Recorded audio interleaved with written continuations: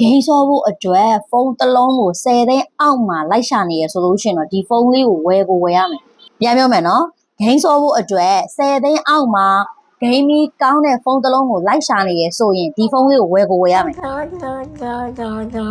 ဖုန်းလေးကိုမိတ်ဆက်မပေးခင်အာသွင်းကျိုးနဲ့အရင်မိတ်ဆက်ပေးမယ်အာသွင်းချာချာကစိတ်မထင်ကောက်ထူလို့တောင်ရတယ်ဒါကတော့120 watt original နဲ့နော် original 120 watt နဲ့ပါဆိုတော့အာသွင်းကြိုးကောင်းပါလေပေါ့နော်ပေါက်တာပြေးတာမရှိသေးဘူးတော်တော်လေးကိုအဆင်ပြေသေးတယ်ဘယ်ဖုန်းလေးဖြစ်မယ်ထင်လဲဘယ်ဖုန်းလေးဖြစ်မလဲဆိုတော့ K70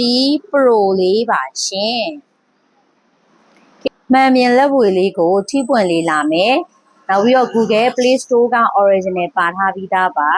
မှန်ကဆွဆွလေးနဲ့သုံးရမယ်ရှင်မှန်အရေးမှန်ရှိတ်လုံးဝကင်းပါတယ်သူရဲ့ကင်မရာလေးစမ်းပြမယ်နော်သူရဲ့ကင်မရာလေးကလည်းလုံးဝကြည်တောက်ရှင်းကင်မရာပါလေအမဲဆက်တို့အရေးတို့ရှိတ်တို့ဘာမှမပါဘူးနော်ဒီကောင်လေးကစကန်းဆိုရင်ပဲလို့တော်တော်လေးကိုတန်လေးထဲမှာပါသေးတယ်ဒါပေမဲ့အပွန်အစင်းတော့စကန်းဆိုတဲ့အတိုင်းပါတော့ပါတာပေါ့နော်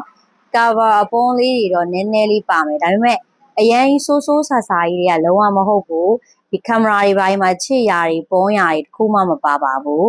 မှန်မြင်ပါလေမှန်ချစ်ရာတို့မှန်ပုံရာတို့ကင်းပါလေသူက original အာသွင်းကြိုး120 watt နဲ့လာမယ်ရှင့်ဒီကာဗာလေးပါမယ်ဘူးကတော့သူကပေါ့နော်လာရောင်းတော့က IMB ကအမှန်တော့မဟုတ်ဘူးဒါပေမဲ့လို့ဘူးလေးလည်းပါမယ် K80 ကြိုက်သွားရင်မလားအားကြောင့်ပြောပါတယ်10သိန်းအောက်မှာဂိမ်းဆောင်မယ်ဆိုရင်ဝယ်တင်ပါတယ်လို့ဖုန်းကမှခံကတလားတိပေးတယ်နေဝေးရ customer တွေအတွက်ကတော့ငွေလွဲဝင်တာနဲ့ပစ္စည်းပို့တယ်ဆိုင်မှာဆိုလို့ရှိရင်တော့စိတ်တက်လာရောက်အားပေးလို့ရပါတယ်